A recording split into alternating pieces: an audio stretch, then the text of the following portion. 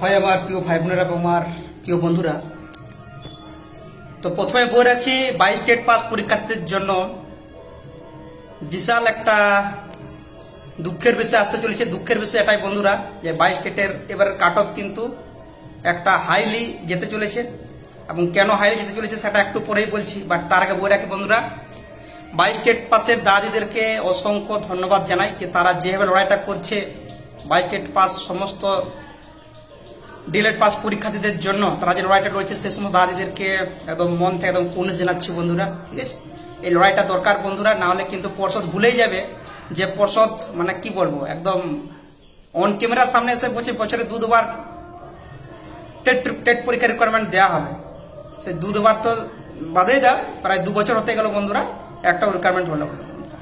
তার মধ্যেই খারাপ খবর এটাই যে 23-25 শিক্ষাবর্ষে ডিএলএড এর পার্ট 1 এর পরীক্ষা সেটাও আগস্ট মাসে হতে চলেছে, এবং সেই সাথে 22-24 যারা যে সমস্ত বন্ধুরা ডিএলএড করেছো তাদেরও কিন্তু সেকেন্ড টার্মের পরীক্ষা আগস্ট মাসে হতে চলেছে। অর্থাৎ তাদের রেজাল্ট কিন্তু খুব বেশি হলে নভেম্বর ডিসেম্বরের মধ্যে কিন্তু তাদের রেজাল্ট পাবলিশ হয়ে যাবে।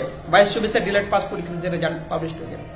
তো এখন প্রশ্নটা হচ্ছে এটাই বন্ধুরা যে 22-24 ডিএলএড বেশি করছে, বেশিরভাগ বলতে গেলে যে সমস্ত ব্যাচরা করোনার বাজারে পাস আউট হচ্ছিল, ঠিক আছে, অর্থাৎ সেই সময়টাতে একটা মার্কস বেশি এসেছিল মাধ্যমিক এবং এইচএস।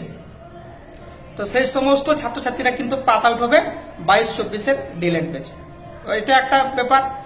আরো একটা ব্যাপার হচ্ছে যে 22 পরীক্ষা দিচ্ছে সেই ছেলেটা 24 যখন ডিএলএড সে পাস করছে, অর্থাৎ 22, 23, 24 2 বছর পর সে ইন্টারভিউতে বসতে পারছে। অর্থাৎ একদিক থেকে যেমন মানে পরীক্ষার্থী মানে ডিএলএড পাস পরীক্ষার্থীর সংখ্যাটা বেড়ে যাচ্ছে, সেই সাথে সাথে এই 22-24 বলো বা নতুন যে যারা রিসেন্টলি যারা পাস করেছে এইচএস, তাদের মার্কসটা কিন্তু এইচএস মাত্র যারা পাস করেছে রিসেন্টলি তাদের মার্কসটা কিন্তু ওল্ডের তুলনায় বিশাল একটা নাম্বার, একটা হিউজ ডিফারেন্স রয়েছে। এবং এই ব্যাপারটা কিন্তু এখনো পর্যন্ত কোর্ট থেকে কোনো রায় দেয়নি। অর্থাৎ কাট অফ কিন্তু একটা বিশাল হাই যেতে চলেছে বন্ধুরা, এটা পুরোপুরি ধরে রাখো। আর 22-24 যদি ডিএলএড পাস পরীক্ষার্থী এখানে ঢুকে যায় বন্ধুরা, বারবার করে বলছি, যেহেতু এদের আগস্টে পরীক্ষা সেকেন্ড টার্ম, তাহলে ধরে রাখো বন্ধুরা এদের নোটিফিকেশন যদি মানে নভেম্বরের মধ্যে যদি না ফেলতে পারে পর্ষদ, তাহলে কিন্তু ধরে রাখো যে 22-24 চান্স পাচ্ছে, চান্স পাওয়ার একটা বিশাল সম্ভাবনা কিন্তু দেখা দিচ্ছে। সো 22-24 যদি চান্স পেয়ে যায় বন্ধুরা, তাহলে ধরে রাখো বন্ধুরা কারা কারা ইন্টারভিউতে বসছে।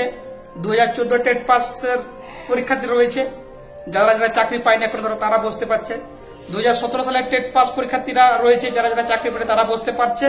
প্লাস 2022 তো আছেই 40,000 প্লাস 21-23 টেটে যারা পাস করবে তারাও বসতে পারবে যদি তাদের রেজাল্টও পাবলিশ করে দেয় বন্ধুরা নোটিফিকেশনের আগে। তাহলে ধরে রাখো বন্ধুরা আবার 22-24 শেষের 5টা ইয়ারের ছানারা কিন্তু এখানে কিন্তু পরীক্ষাতে বসতে পারছে। অর্থাৎ পরীক্ষার্থীর সংখ্যাটা বুঝে রাখো বন্ধুরা কত পরীক্ষার্থী হতে চলেছে এবং সিট সংখ্যা কত দেবে সেটা কিন্তু ডিপেন্ড করছে রাজ্য সরকারের উপর।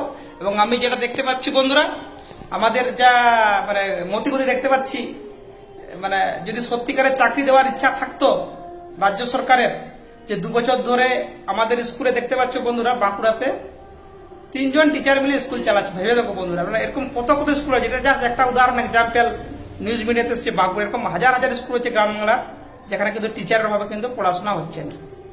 রাজ্য সরকার কিন্তু এগুলো দেখলেও দেখতে চাইবে না তারা, ঠিক আছে। কারণটা তো আমি আগের ভিডিওতে বলে দিয়েছি বন্ধুরা, ঠিক আছে।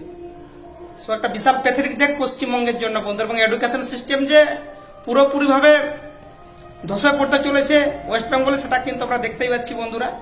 এবং বিশেষ করে মিডল ক্লাস ফ্যামিলির এবং যারা যারা নিম্ন মধ্যবিত্ত পরিবারের ছেলে মেয়েরা, তাদের ক্ষেত্রে কিন্তু চাকরি পাওয়া একটা বিশাল বড় একটা মানে বড় ব্যাপার হয়ে দাঁড়াচ্ছে বন্ধুরা।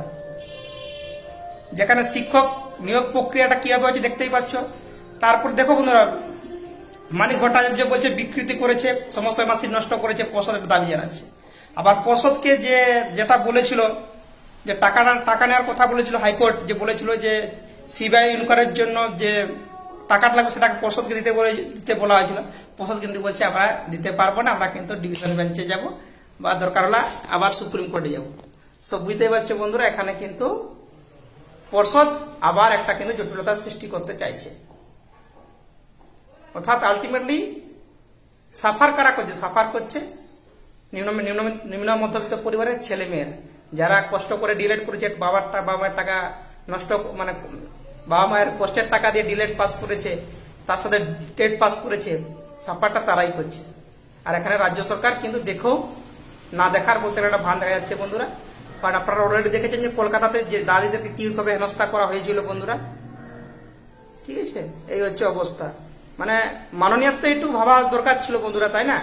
যে একটা 22 সালের রিকোয়ারমেন্ট হয়ে গেছে, পরীক্ষা হয়েছে, আজ 24 সাল শেষ হতে যাচ্ছে, 24 সালের 6 মার্চ হয়ে গেল, প্রায় 2 বছর হতে যাচ্ছে, কোনো রিকোয়ারমেন্ট নেই। অথচ বোর্ড সভাপতি এসে কিন্তু বলেছিলেন অন ক্যামেরাতে যে বছরে দুবার রিকোয়ারমেন্ট হবে। আর একদিক থেকে দেখতে গেলে বলতে বন্ধু কিন্তু জটিলতা বেশ তেমন কিছু নেই বন্ধুরা। 17 সালে যেভাবে রিকোয়ারমেন্ট দিয়েছে সেখানে কিন্তু প্রশ্নগুলো ওনাটা চলছিল, পেন্ডিং ছিল। এখানে 22-এর টেট পাসের ক্ষেত্রেও কিন্তু কোনো প্রবলেম হবে না যদি প্রশ্ন ভুল মামলাটার কেসটা যদি চলতে থাকে বন্ধুরা। হ্যাঁ, একটা অবশ্য জটিলতা আছে, যেটা পর্ষদ বলছে যে থার্ড ফেজের যে কাউন্সিলিংটা বাকি আছে সেটা না শেষ হলে 22-এর রিকোয়ারমেন্ট দেওয়া যাবে না। তো আপনারা সেটা তো কোর্ট তো বলেই দিয়েছে যে আপনারা যে মানে প্রসিডিওর, সেই প্রসিডিওরের কোর্টের কোনো প্রবলেম নেই, আপনারা করতেই পারেন প্রসিডিওর। সো যদি অ্যাটলিস্ট রাজ্য সরকার যদি ইচ্ছা থাকে বন্ধুরা, তাহলে অবশ্যই 22 টেট পাসের রিকোয়ারমেন্ট খুব দ্রুত শুরু হবে। আবার যদি নভেম্বরের মধ্যে যদি 22 টেট পাসের নোটিফিকেশন না আসে বন্ধুরা, নভেম্বর ডিসেম্বরের মধ্যে, তাহলে ধরে রাখো বন্ধুরা একটা হিউজ কাট অফ যাচ্ছে। এবং 22-24-এর টেট পাসের যারা 22-24-এ যারা ডিলেট পাস করেছে তারাও কিন্তু ইন্টারভিউতে বসতে পারবে। আর সেই সাথে 21-23 তো পাচ্ছে, 22 টেট তো পাচ্ছে, 17 টেট তো পাচ্ছে, প্লাস 14 টেটের যারা বাকি আছে তারাও কিন্তু বসতে পারবে ইন্টারভিউতে। এই হচ্ছে গল্প প্রাইমারি টেটে। সো এখান থেকে একটা কথাই বলো বন্ধুরা, এই প্রাইমারি টেটের আশায় বসে না থেকে বন্ধুরা, ঠিক আছে, আমি মনে করি বন্ধুরা এই 2 বছরটা ক্রুশিয়াল বছর। ফ্রেশ রিকমেন্ড হবে কি হবে না সেটা তো বন্ধুরা ইন ফিউচার বলবে, বাট নিজের দিক থেকে যতটা পারো আমি বলবো বন্ধুরা অন্যান্য চাকরির জন্য পড়াশোনাটা করো, সেটা গ্রাম পঞ্চায়েত বলো, গ্রুপ সি গ্রুপ ডি বলো, বিসিএস এর জন্য বলো, পড়াশোনাটা করো নিজের থেকে অ্যাটলিস্ট, লাস্টটা এটাই করো। ফ্রেশ রিকমেন্ড হবে কি হবে না সেটা সময় বলে বন্ধুরা, বাট নিজের দিক থেকে যতটা পারার চেষ্টা করো, মনোবল ভেঙে ফেলার কোনো কারণ নেই বন্ধুরা। আর যদি রাজ্য সরকার মনে করে যে না আমাদের রাজ্যের শিক্ষা ব্যবস্থাকে উন্নত করার চেষ্টা আছে, তাহলে অবশ্যই তারা 50,000 প্লাস ভ্যাকেন্সি দেবে। আবার যে রাজ্য সরকার যদি মনে করে যে না আমাদের শিক্ষা ব্যবস্থা ঠিকই আছে, তাহলে তো এখানে কিছু করার নেই বন্ধুরা, তাই না? বাট তবে একটা জিনিস পর্ষদকে কিন্তু বারবার করে রিকোয়েস্ট করতে হবে, রাজ্য সরকারকে বারবার করে রিকোয়েস্ট করতে হবে যে আমাদের কিন্তু রিকোয়ারমেন্ট দরকার, আমরা অলরেডি পাস করে বসে আছি, আর কিন্তু আমাদের এবার রিকোয়ারমেন্ট চাই বন্ধুরা, তাই না?